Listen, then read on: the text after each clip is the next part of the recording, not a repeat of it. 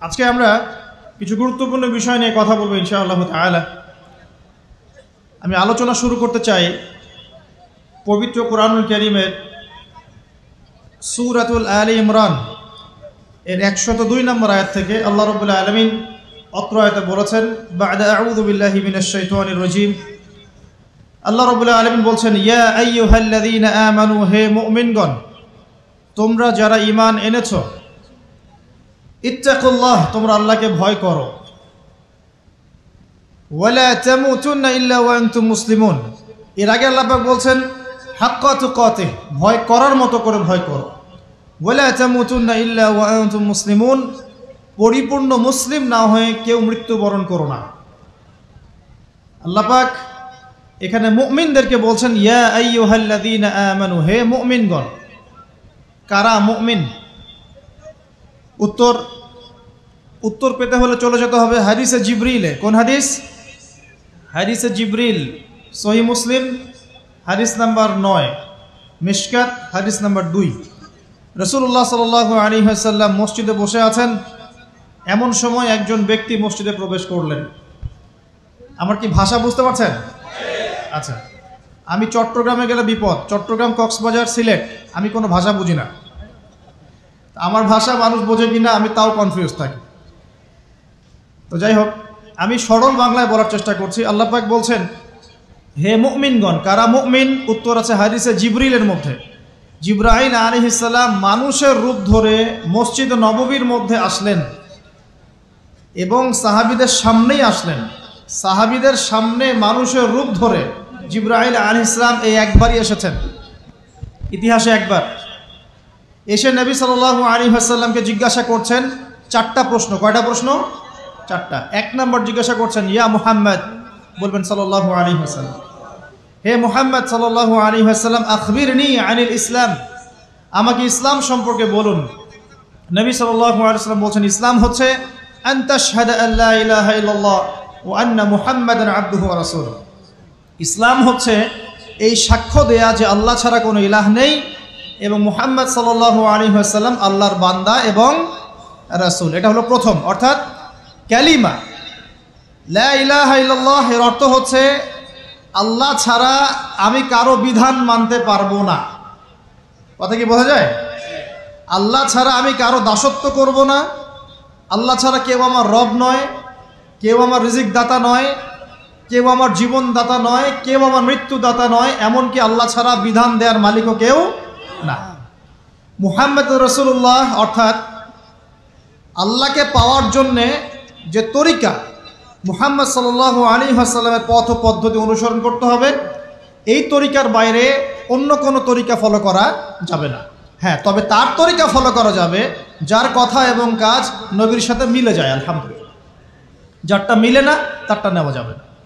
মুহাম্মদুর রাসূলুল্লাহ মানে নিজের মন গড়া কোনো কাজ করা যাবে না। ইবাদত করার ক্ষেত্রে প্রত্যেকটা কাজ নবী সাল্লাল্লাহু আলাইহি ওয়াসাল্লামের সুন্নাত মোতাবেক করতে হবে। মুহাম্মদুর রাসূলুল্লাহ সাল্লাল্লাহু আলাইহি ওয়াসাল্লাম। 2, ওয়া আন তুকিমাস সালাহ, তুমি 5 ওয়াক্ত সালাত আদায় করবে। একটা হাদিসের মধ্যে এসেছে, মান তারাকা সালাতা মুতাআম্মিদান ফাকাদ কাফার। নবী সাল্লাল্লাহু আলাইহি ওয়াসাল্লাম বলেছেন, কোনো ব্যক্তি যদি, মুসলিম ব্যক্তি, ইচ্ছাকৃতভাবে তার উপর অর্পিত ফরজ নামাজ ছেড়ে দেয়, সে ব্যক্তি কুফরি করলো। কি করলো? আর মুয়াজ বিন জাবাল রাদিয়াল্লাহু আনহুকে নবীজি বলছেন, মান তারাকা সালাতা মুতাআম্মিদান ফাকাদ বারিআত মিন যিম্মাতিল্লাহ। যে ব্যক্তি তার উপর অবধারিত ফরজ নামাজ ছেড়ে দেয়, সে যেন আল্লাহর জিম্মেদারি থেকে মুক্ত হয়ে গেল। আল্লাহর কোনো জিম্মেদারি নাই তার উপর। 90% মুসলিমের দেশে এটা খুবই দুঃখজনক যে আমাদের মধ্যে বেশিরভাগ মানুষ 5 ওয়াক্ত নামাজ পড়ে না। শুধু বড় গলায় কি 90% মুসলিম বললে হবে? যখন 90% মুসলিমের দেশের 100% মুসলিম 5 ওয়াক্ত নামাজ পড়বে, ইসলাম এমনি এমনি প্রতিষ্ঠা হয়ে যাবে ইনশাআল্লাহ তাআলা। যখন মুসলিম কান্ট্রির বেশিরভাগ মানুষই নামাজি হবে, ইনশাআল্লাহ আল্লাহর জমিনে আল্লাহর দিন প্রতিষ্ঠা হয়ে যাবে ইনশাআল্লাহ। আমরা যদি নামাজ আদায় না করি, দিন কি প্রতিষ্ঠা হবে ভাই? আমরা তো আমাদের দেহের উপরেই দিনটা প্রতিষ্ঠা করতে পারলাম না। পরিবারে করব কিভাবে, সমাজে কিভাবে করব, আর বিশ্বে কিভাবে করব? তবে আলোচনার একটা উদ্দেশ্য বলে দিয়ে থাকি, আগেই বলে দিই, ইসলাম দিয়ে পৃথিবী শুরু হয়েছে, নবী দিয়ে সভ্যতা শুরু হয়েছে, ইসলাম দিয়েই পৃথিবী শেষ হবে, নবী দিয়েই সভ্যতা শেষ হবে ইনশাআল্লাহ। শুরু হয়েছে আদম আলাইহিস সালামকে দিয়ে এবং শেষ হবে ইনশাআল্লাহ তাআলা নবী ঈসা আলাইহিস সালামকে দিয়ে। এই কথাটা মাথায় রাখবেন। ইহুদিরা অপেক্ষা করে বসে আছে। কিসের অপেক্ষায় বসে আছে? সব ইহুদি না অবশ্য, যারা জালেম, জায়নিস্ট, বদ, এরা অপেক্ষা করে বসে আছে যে শেষ জামানায় তাদের একজন মাসিহ আসবে। কি আসবে? মাসিহ মানে ত্রাণকর্তা, উদ্ধারকর্তা। যেই মাসিহ আসলে পরে তারা সারা বিশ্বটাকে শাসন করবে এই জেরুজালেম থেকে। কোন জায়গা থেকে? নাম শুনছেন? কোন দিকে এটা? ইসরায়েল। আচ্ছা, ইসরায়েলের না, এটা ফিলিস্তিনের। কার? এই জায়গার মালিক কে? এই জায়গার মালিক আমরা। এটা আমাদের জায়গা। 3টা মসজিদ আপনি সফর করবেন সোয়াবের আশায়, তার সবচেয়ে শ্রেষ্ঠ মসজিদ হারাম মানে মক্কায়। 1 রাকাত নামাজ পড়বেন, 1 লক্ষ রাকাত নামাজের সওয়াব হবে ইনশাআল্লাহ। 2 নাম্বার মদিনা, 1 রাকাত নামাজ পড়বেন, 1000 রাকাত নামাজের নেকি হবে ইনশাআল্লাহ। 3 নাম্বার কি? এই যে আকসা, আমরা তো ভুলেই গেছি। আকসা আমাদের, আকসা কাদের? তারা দখল করে নিয়েছে। আচ্ছা, দখল করেছে আমাদের কারণেই, আমাদের দুর্বলতার কারণেই। কিন্তু এই ভোগ দখল চূড়ান্ত হবে না, কারণ তারা অপেক্ষা করছে একজন মাসিহের জন্য, যেই মাসিহ আসলে পরে তারা জেরুজালেম থেকে বিশ্ব শাসন করবে। এখন কিন্তু বিশ্বের বড় বড় ডিপার্টমেন্টগুলো ওরা শাসন করে। খেয়াল করেছেন কি? আপনি যে প্রযুক্তি ব্যবহার করেন এগুলোর চাবিকাঠি ওদের হাতে। আপনি যে অর্থনৈতিক সিস্টেমটা ফলো করেন, ব্যাংকিং সিস্টেমগুলোর কথাই বলছি, এর মূল সূত্র কিন্তু ওদের হাতে, সুতা ওদের হাতে লাটাই। ইভেন আমরা যে পলিটিক্যাল সিস্টেমগুলো ফলো করি না, এগুলোর তন্ত্রমন্ত্র ওরাই দিয়েছে। যে মিডিয়াগুলো আছে বিশ্বে বড় বড়, সব কিছু ওদের হাতে। ফাইন্যান্স বলে, ফাইন্যান্স মানে বাণিজ্য, ট্রেড, এগুলো ওদের হাতে। বিশ্বের বড় বড় সেক্টরগুলো ওরা শাসন করছে, এটা সত্য। আরেকটা মারাত্মক কথা হচ্ছে, বিশ্বকে শাসন করতে হলে কিছু অস্ত্র লাগে। কি লাগে? অস্ত্র শস্ত্র ছাড়া হবে না। একটা দেশের সাথে একটা দেশের মনে করেন খারাপ সম্পর্ক, এখন একটা দেশের কাছে আছে দাকুরাল, আর একটার কাছে আছে পারমাণবিক অস্ত্র। কে জিতবে? যার কাছে যত ভারী অস্ত্র আছে, শক্তিশালী, তার দাপট তত বেশি।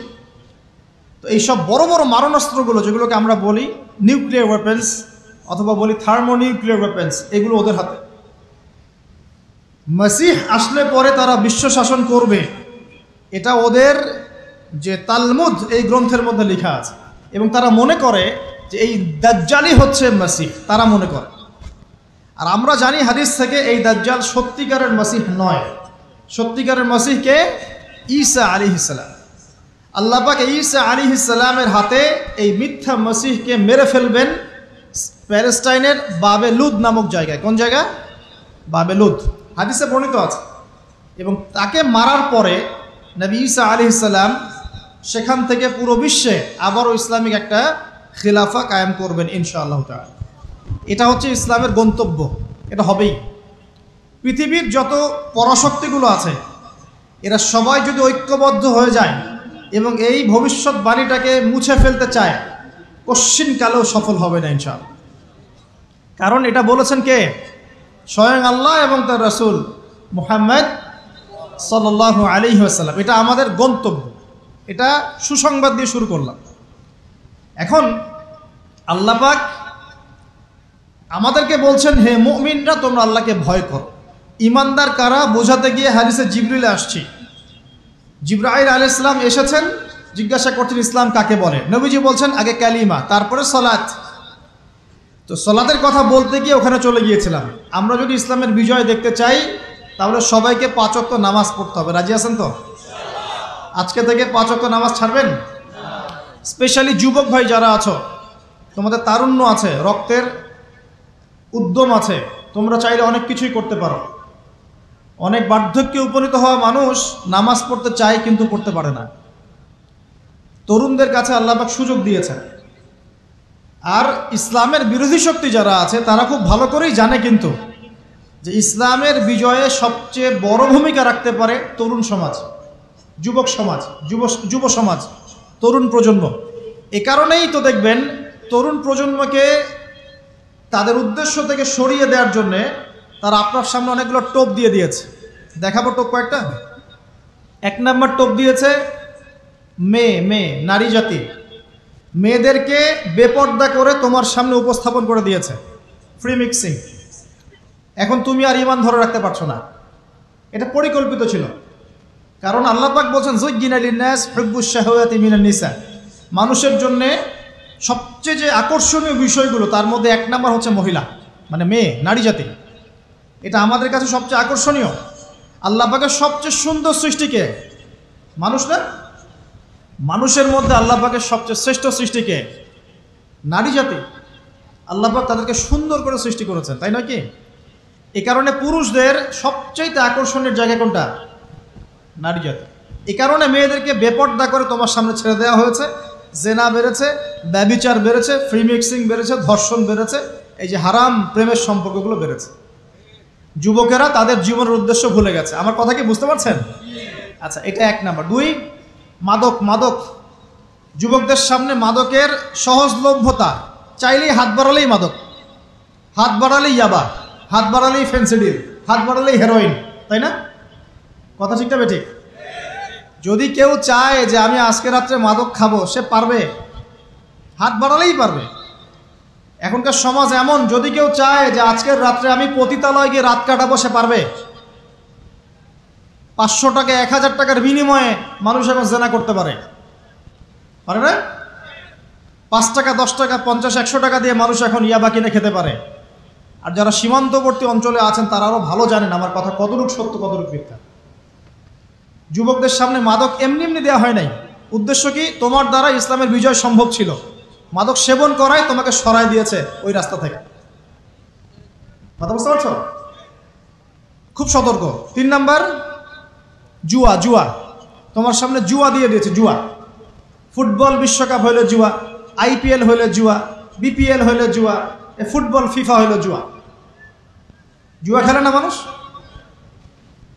আর যে যুব সমাজ তাদের জীবনের উদ্দেশ্য জানে না, তাদের পক্ষেই সম্ভব এইসব মেসি, আর্জেন্টিনা, ব্রাজিল এইসব নিয়ে ব্যস্ত থাকে। যারা নিজেদের জীবনের উদ্দেশ্য জানে তাদের জন্য কোশ্চিনকালেও এখানে সময় নষ্ট করা সম্ভব না। দুনিয়ার জীবনটা কি খেলতামাশা? দুনিয়ার জীবনটা কি খেলতামাশার জন্যে? আল্লাহ পাক যে হায়াতটা দিয়েছেন, ধরেন 50, 60 বা 100 বছর, এই হায়াতটা কে দিয়েছেন? এই সময়টার মালিক কে? তাহলে আল্লাহ যদি সময়ের মালিক হয়, আমি কেন সময় 1 ঘন্টা অপচয় করবো ওখানে বসে বসে? এই সময়টাকে আমার নাকি? সময়টা আমার বাপের নাকি? সময়টা কার? আল্লাহর দেওয়ার সময় আমি টিভি সেটের সামনে বসে বসে 1.5 ঘন্টা নষ্ট করে ফেললাম। খেললো 2টা দল আর তালি বাজাচ্ছে আমি, মাশাআল্লাহ। কালকে দেখলাম কক্সবাজার থেকে আসার সময় রাস্তা ব্লক, পুরা একটা দল জিতেছে, পুরো রাস্তা ব্লক, হাঁটা যাচ্ছে না, মিছিল, পাগলের মতো মানুষ মোটরসাইকেলে ছুটছে, গাড়ি নিয়ে ছুটছে, সিগারেট খাচ্ছে, আরও যে কি খাচ্ছে, মেয়ে নিয়ে ঘুরছে আর একটা পতাকা নিয়ে ঘুরছে। যে দেশের পতাকা নিয়ে ঘুরছে ওই দেশ জানেও না মনে হয় যে এই দেশে এই আমার সাপোর্টার আছে। হ্যাঁ, আর খেয়াল করে দেখবেন এই আয়োজনগুলো এখন করানো হচ্ছে মুসলিম দেশগুলোকে দিয়ে। মানে মুসলমানদের অবস্থা দেখলে এখন মনে হচ্ছে সুবহানাল্লাহ, যে হারাম একটা কাজকে জায়েজ করার যে কত তরিকা বের হয়েছে এখন। একটা মুসলিম কান্ট্রি জিতেছে, মানে ভাবখানা এমন যে এই জেতার ফলে আমরা ইসলামী খেলাফত কায়েম করে ফেলেছি। এখানে ভাবখানা এমন যে কুফফারদের সাথে মনে হয় যুদ্ধ জিহাদ করে বিশ্বের বুকে ইসলাম কায়েম করে ফেলেছে। ভাবখানা এমন। এই স্টেডিয়ামগুলো করতে কত কোটি বিলিয়ন ডলার খরচ করতে হয়েছে, কত শ্রমিক যে এই স্টেডিয়ামগুলো বানাতে মারা গেছে তোমরা জানোই না। কি হচ্ছে এখানে? পশ্চিমারা আসছে, এনজয় করছে, খেলাধুলা হচ্ছে। বিষয়টা কি জানেন? আমাদেরকে এই খেলাধুলার অহেতুক কাজে ব্যস্ত করে দিয়ে ওরা ওদের এজেন্ডা বাস্তবায়ন করছে। দেখবেন যখন রমজান মাস আসে তখন দেখবেন মুসলিম কান্ট্রির উপর নির্যাতন বাড়ে। যখন যখন বড় বড় ইভেন্ট হয়, ওয়ার্ল্ড কাপ, এইটা সেটা, দেখবেন ভিতরে ভিতরে মুসলিম কান্ট্রির উপর নির্যাতন বাড়তে থাকে। মানুষ একদিকে তাকায় থাকে আর একদিকে উদ্দেশ্য সাধন করতে থাকে। বুঝাচ্ছি বিষয়টা। আপনার 5টা বাচ্চা আছে মনে করেন, খুব জ্বালায়, কান্নাকাটি করে, হইচই করে। আর আপনি মোবাইল ফোনটা বের করে দিয়ে বলেছেন, বাবা বস, তোরা 5 জন মিলে একটা কার্টুন দেখ, আমি একটু কাজটা করি। দিয়ে দিলেন, ও কার্টুন দেখছে চুপচাপ, কেউ কোনো ডিস্টার্ব নয়। আর বুঝতে পারছেন? আর এই যে বাচ্চাগুলো কার্টুন দেখছে না, এগুলো হচ্ছে আমরা এখন। আর ওই যে কাজ করছে বাপ, এটা হচ্ছে ওরা, পশ্চিমারা। আমার কথা কি বুঝতে পারেন? আচ্ছা, আমি সহজ করার চেষ্টা করছি। প্রিয় যুবক ভাইরা, মেয়ে তো উন্মুক্ত করে দিয়েছেই, মাদক তো দিয়েছেই, জুয়া দিয়েছে, অহেতুক এসব খেলতামাশা দিয়েছে তোমার সামনে, তোমার সময় কেড়ে নেওয়ার জন্য, তোমার হায়াত কেড়ে নেওয়ার জন্য। তোমার মূল্যবান হায়াত, যে হায়াতটাকে তুমি আল্লাহর পথে দাওয়াতের কাজে ব্যয় করবা, দিন চর্চার কাজে ব্যয় করবা, আল্লাহর ইবাদতের কাজে ব্যয় করবা, আমর বিল মারুফ নাহি আনিল মুনকারের কাজ করবা, এই সময়টা ওরা কেড়ে নিয়েছে তোমার কাছ থেকে। বুঝতে পারছো না তুমি?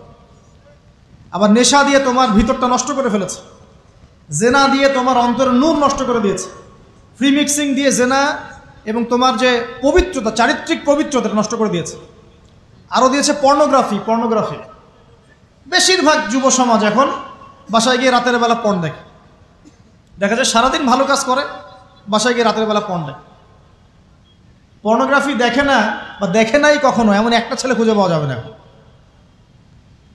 আর যখন আপনি এগুলোতে অভ্যস্ত হয়ে যাবেন, তখন শরীর খারাপ হয়ে যাবে, মন ভালো থাকবে না, আপনি একাকী গোপন পাপ করবেন, শরীর দুর্বল হয়ে পড়বে। একটা মেয়ের দিকে আপনি সম্মানের চোখে তাকাতে পারবেন না, মনে হবে মেয়ে মানেই মনে হয় ভোগের বস্তু। পর্ণে আসক্ত যারা, তারা কোনো কাজে শান্তি পায় না, অস্থির।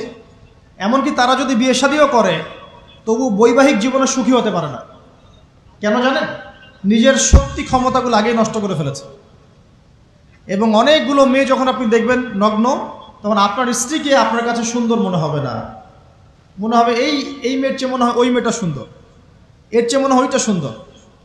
আর মেয়ের প্রতি সম্মান তো থাকবেই না, মেয়েকে মনে হবে একটা ভোগের বস্তু। যত বেশি পর্নোগ্রাফি বেড়েছে, তত ধর্ষণ বেড়েছে। দেখেছেন? পর্ন যত বেড়েছে, ধর্ষণ তত বেড়েছে। এমনকি ছোট ছোট বাচ্চারা পর্যন্ত রেহাই পাচ্ছে না। দেখেন না, ছোট ছোট বাচ্চা, 5 বছর 10 বছরের বাচ্চারা, মেয়ে বাচ্চাদের কথা বলছি, এদেরকেও ধর্ষণ করা হচ্ছে। যাদের ঘরে কন্যা সন্তান আছে, তারা খুবই এখন মানে বিপর্যয়ের মধ্যে আছেন আপনারা, আমরা। কারণ সমাজটা তো নষ্ট হয়ে যাচ্ছে। আপনার মেয়েকে কতদিন ঘরে রাখবেন? বাইরে তো পাঠাতেই হবে। বাইরে পাঠালে দেখবেন মেয়ের সম্মান নাই, পর্দা নাই, মেয়েকে জোর করে ধর্ষণ করা হচ্ছে। বাসে, ট্রেনে, অটোতে, অমুকে তমুকে, ট্রাকে মেয়েকে ধর্ষণ করা হচ্ছে। আর প্রত্যেক ধর্ষকের তো আর ইসলামিকভাবে বিচার হচ্ছে না, হচ্ছে? যদি একটা এলাকায় ধর্ষণ হতো আর ধর্ষককে জনসমক্ষে ডেকে ফাঁসি দেওয়া হতো না, তাহলে দেখতেন যে ওই এলাকায় ধর্ষণ বাড়তো না, কমে যেত। যদি একটা এলাকার চোরদেরকে জনসমক্ষে নিয়ে এসে হাত কেটে ফেলা হতো, তাহলে বুঝতেন চুরি কাকে বল। ভয়ে চুরি করতে পারতো না মানুষ। আর ভাগ্য ভালো যে এই নিয়মগুলো এখন নাই।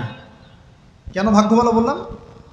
ভাগ্য ভালো কেন বললাম? কারণ এই নিয়ম যদি এই মুহূর্তে চালু করা হয়, এই মুহূর্তে যে এখন এই সেকেন্ডের মধ্যে চালু করা হয়, তাহলে অনেক বড় বড় রাঘব বোয়াল যারা আছে ওদের হাত থাকবে না।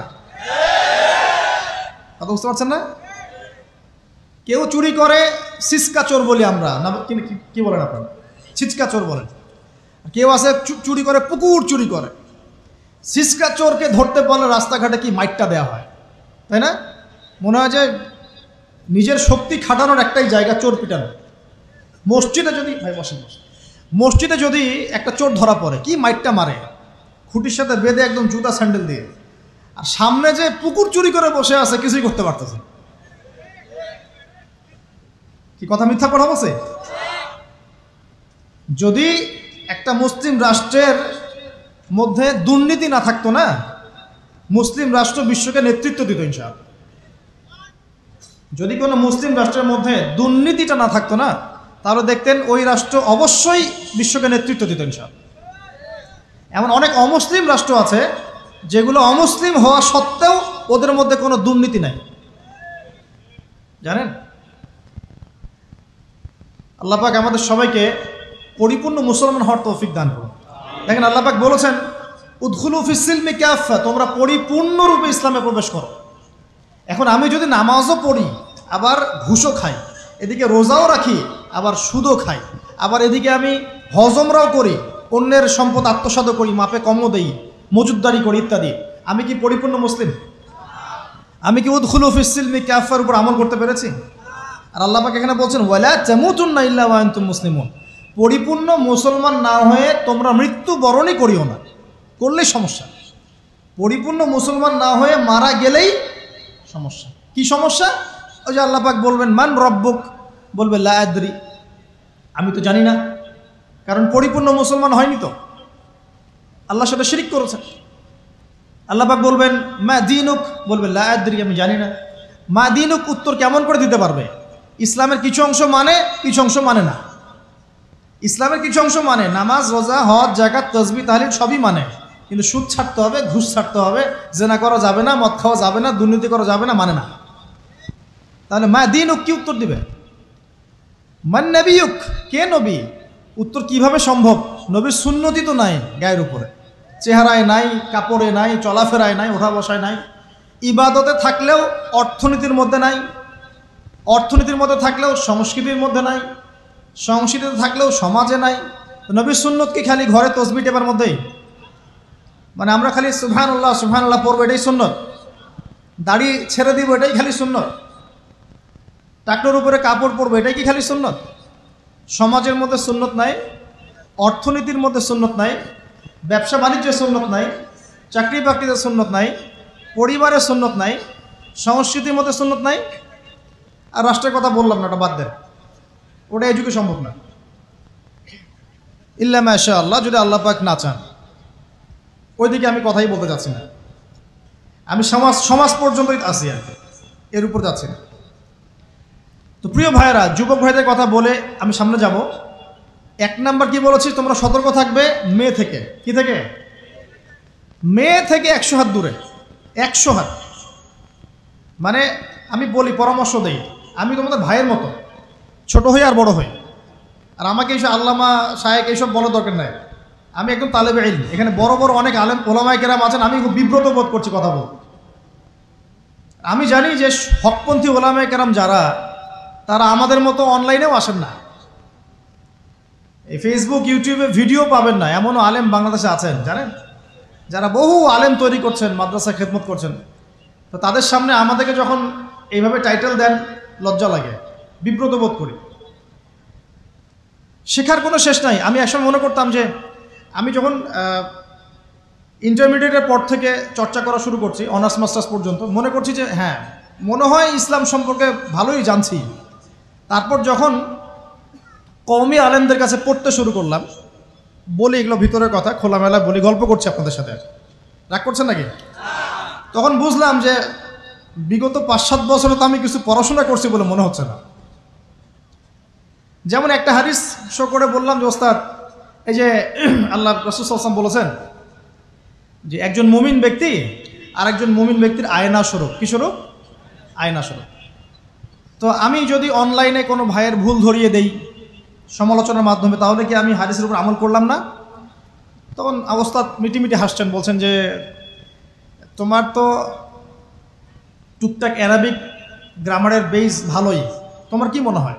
আমি বললাম যে আমার কাছে তো এটাই মনে হচ্ছে যে আমি যদি সমালোচনা করি, আমি তো আমর বিল মারুফ নাহি আনিল মুনকারের কাজই করলাম। তো তিনি বলছেন আসলে এই হাদিসের ব্যাখ্যা এমন নয়। কেমন ব্যাখ্যা? তুমি কি খেয়াল করো নাই? আমাকে বলছে তুমি কি খেয়াল করো নাই, তুমি যখন আয়নার সামনে গিয়ে দাঁড়াও, তখন আয়না কিন্তু তোমার সাথে কথা বলে না, আয়না নীরব থাকে, স্থির থাকে, কিন্তু তোমার দোষ ত্রুটি কোথায় আয়না কিন্তু দেখিয়ে দেয়। মনে করেন, বুঝাচ্ছি, মনে করেন আপনার গাল কেটে গেছে, আপনি আয়নার সামনে দাঁড়িয়েছেন, আয়না কিন্তু আপনাকে বলে দিবে না এই যে তোমার গাল কাটা, এই ছেলে তোমার গাল কাটা, হ্যাঁ এই মেয়ে, এই ছেলে তোমার এই সমস্যা ওই সমস্যা, বলবে? চুপচাপ থাকবে, আয়না দেখিয়ে দিবে আপনার ভুলটা কোথায়। তো তিনি আমাকে হাদিসের ব্যাখ্যা শেখাচ্ছেন, বলছেন যে একজন মুমিন ভাই যদি কোনো ভুলের উপর থাকে, তুমি সঠিকটা আমল করে ওর সামনে দাঁড়িয়ে দেখিয়ে দিবে যেটা সঠিক। তো বুঝলাম, যতদিন যাচ্ছে আমি বুঝতে পারছি যে আসলে এই জ্ঞানের সমুদ্র যে কত গভীর, 100 বছর হায়াত দিলেও মনে হয় শেষ করতে পারবো না। তো প্রিয় যুবক ভাইরা, নসিহত করছি, সেটা হচ্ছে যে দিনের জ্ঞান অর্জন করতে হবে। জ্ঞান অর্জনের কোনো বিকল্প নাই। আর জ্ঞান অর্জনের জন্য শুধুমাত্র ফেসবুক, ইউটিউব যথেষ্ট নয়। এগুলো কনস্ট্রাকটিভ কোনো মাধ্যম নয়, বরং ফিতনা ছড়াবে এগুলো কিন্তু বেশিরভাগ ক্ষেত্রে ফিতনাই ছড়াচ্ছে। আপনার কাছে মনে হচ্ছে হয়তো যে অনেক কিছু লাইভ হচ্ছে, আমরা পাচ্ছি, হ্যাঁ, অনলাইনের মাধ্যমে জানছি, হ্যাঁ ঠিক আছে, স্বীকার করি, ভালো আছে, কিন্তু মন্দটা অনেক বেশি। এর মধ্য দিয়ে আলেমে বিভক্তি হয়ে গেছে। এর মধ্য দিয়ে একে অপরের সাথে আমাদের সম্পর্ক নষ্ট হয়ে যাচ্ছে। গীবত, তহমত, সমালোচনা, কাদা ছড়াছড়ি সংস্কৃতি বাড়ছে, ঐক্য বিনষ্ট হচ্ছে, অনেক সমস্যা হচ্ছে। আর এগুলো কনস্ট্রাকটিভ সিলেবাস নয়। সিলেবাস আপনাকে ওলামায়ে কেরামের কাছে এসে জানতে হবে। আমি বলছি 1 নাম্বার কোরআন থাকবে। আপনাদের জেনারেলদের জন্য বলছি, কারণ আপনাদের জন্য এটা এত সহজ হবে না। মাদ্রাসা যারা পড়া শুরু করেছেন ছোটোবেলা থেকে তাদের জন্য সহজ, আপনাদের জন্য এত সহজ নয়। সিলেবাসগুলো জেনে রাখেন। কোরআন পড়তে হবে আগে, পবিত্র কোরআনের বিশুদ্ধ তেলাওয়াত শিখতেই হবে, এবং প্রত্যেক দিন চেষ্টা করবেন 1 পৃষ্ঠা 2 পৃষ্ঠা, আধা পারা 1 পারা করে তেলাওয়াত করার জন্য। তেলাওয়াতের কোনো বিকল্প নাই, প্রত্যেক হরফে 10 নেকি পাবেন ইনশাআল্লাহ। এরপরে এর ভাষা আছে, কোরআনিক গ্রামার আছে, নাহুসর। আর এই বইগুলো আপনি একা পড়তে পারবেন না। এই বইগুলো পড়তে হলে ওস্তাদ লাগবেই। এক একটা বই 2 বছর করে পড়তে হইতে পারে, পড়তে হবে। যদি আপনি কোরআন জানতে চান, বুঝতে চান, পড়তে হবেই। আর যদি মনে করেন না আমার এত জানা বোঝার দরকার নাই, সেটা আলাদা বিষয়। তখন আপনি ওলামায়ে কেরামের কাছে গিয়ে জিজ্ঞাসা করে মাসআলা নিয়ে নেবেন। এখানে একটা কথা বলে দিই, এখন আবার একটা নতুন আমি ফিতনাই বলবো বের হয়েছে যে আলেম ওলামার প্রয়োজন নাই, কোরআন হাদিস বাসায় পড়বা, নিজে একা একাই মুস্তাহিদ হয়ে যাবা। অনেক দিনী ভাইকে দেখছি আমি, যুবক, ইয়াং, তার আগে বিপদগামী ছিলেন, হেদায়েত হয়ে ইসলামের দিকে এসেছেন, এখন প্রথমেই সহিহ বুখারী টান দিয়ে পড়া শুরু করতে। কে বললো আপনাকে প্রথমে সহিহ বুখারী পড়তে? আপনি কি এক লাভ দিয়ে এই মেডিকেল সায়েন্সের বই পড়তে যাবেন? এত কঠিন কঠিন বই আগে কেন? এই বইগুলো পড়তে ওলামায়ে কেরামে 15-20 বছর সময় লাগে। 15-20 বছর সময় লাগে। 15 বছর বেশি বলে ফেলছে মনে হয়। আমাদের মতো হলে 20 বছর লাগবে। কঠিন বই আগে না, আগে সহজ বইগুলো পড়তে হতো। তো ভাবখানা তখন দেখা যায় এমন, কয়েকটা হাদিসের কিতাব পড়ে, কোরআনের কিছু অনুবাদ পড়ে, আলেম ওলামার আর দরকার নাই, কোনো মাযহাবেরও দরকার নাই, আমি নিজে একাই মুস্তাহিদ। এটা একটা ফিতনা চলছে। তো আমি বুঝাচ্ছি আপনাকে, একটা মাসআলা ধরেন আপনার সামনে আসলো, মনে করেন ওই যে আমি পেপার মানি নিয়ে কথা বলেছিলাম না, কাগজের টাকা, এরপর আসছে ক্রিপ্টোকারেন্সি। কি আসছে? নাম শোনেন নাই? ইলেকট্রনিক মানি তো চলে আসছে, যে ইলেকট্রনিক মানি দিয়ে আপনারা লেনদেন করছেন না, এরপরে আসবে ক্রিপ্টোকারেন্সি। ক্রিপ্টোকারেন্সি মানে বিটকয়েন। এগুলো ভবিষ্যৎবাণী না, কিন্তু কিছু মানুষ মনে করে এগুলো ভবিষ্যৎবাণী। এগুলো ভবিষ্যৎবাণী না, এগুলো বর্তমান। অলরেডি পৃথিবীর কিছু কিছু দেশে চলে আসছে, হয়তোবা এদেশেও অচিরে আসবে। তো মনে করেন এখন আপনি একজন সাধারণ মানুষ, ক্রিপ্টোকারেন্সি কী জিনিস আপনি বোঝেন না। এখন আপনি একজন আলেমের কাছে আসলেন, এসে বললেন যে হুজুর, ক্রিপ্টোকারেন্সি কী জিনিস আমি বুঝি না, এটা হালাল না হারাম, জায়েজ না জায়েজ, কতটুকু রাখা যাবে রাখা যাবে না, মাসআলা দেন। এখন আমি যদি আপনাকে বলি, এই যে ভাই নেন কোরআন, এই যে তাফসীর ইবনে কাসির নেন, জালালাইন নেন, মারিফুল কোরআন নেন, এই যে বুখারী, মুসলিম, তিরমিজি, আবু দাউদ, নাসাই, সবগুলো নেন, বাসায় গিয়ে পড়াশোনা করে মাসআলা বের করেন, পারবেন? সম্ভব? সম্ভব কি? কে পারবে? যিনি মুস্তাহিদ। আর একটা সমাজের মধ্যে মুস্তাহিদ মানুষের সংখ্যা কতজন থাকে? অল্প কিছু। বেশিরভাগ মানুষই তো অন্ধ অনুকরণ তাকলিদ করতে হবে তাকে। তখন এই যে আপনি আমার কাছ থেকে মাসআলাটা জানলেন, এই মাসআলা জেনে নেওয়াটা কি আপনার জন্য উচিত না অনুচিত? আপনার এই মাসআলা জেনে নেওয়াটা কি উচিত না অনুচিত? এই মাসআলা আমার কাছে বা আলেমের কাছে না জানলে কিভাবে শিখবেন আপনি? শেখার জন্য আপনাকে আসতে হবে না? এটাই মাযহাব, এটাই মাযহাব। এখানে বিভ্রান্তির কোনো সুযোগ নাই যে আমি এগুলা মানি না, আমি খালি বইপত্র একা একা পড়বো, আলেম হয়ে যাবে, সম্ভব না। যখন আমরা কলেজে পড়তাম অনেক সময় মনে হতো যে হয়তো বা সম্ভব, যখন পড়া শুরু করেছি তখন দেখছি যে না, এই সমুদ্রে ডুব দেওয়া কেবল শুরু, এর তলানেই খুঁজে বের করতে 100 বছর লাগবে মনে হয়, আল্লাহ ভালো জানেন। আল্লাহু আকবার। দিনের জ্ঞান তো বেশি। আলী রাদিয়াল্লাহু আনহু একটা কথা বলে দিয়ে সামনে যাচ্ছি। আলী রাদিয়াল্লাহু আনহু শেষ বয়সে বলছেন, তাকে প্রশ্ন করা হচ্ছে যে আপনার কি কোনো দুঃখ আছে জীবনে? আলী রাদিয়াল্লাহু আনহু বলছেন যে আমি শুরু থেকে নবী সাল্লাল্লাহু আলাইহি ওয়াসাল্লামের পাশে ছিলাম, আমার দুঃখ নাই, তবে একটা মনের কষ্ট। কি?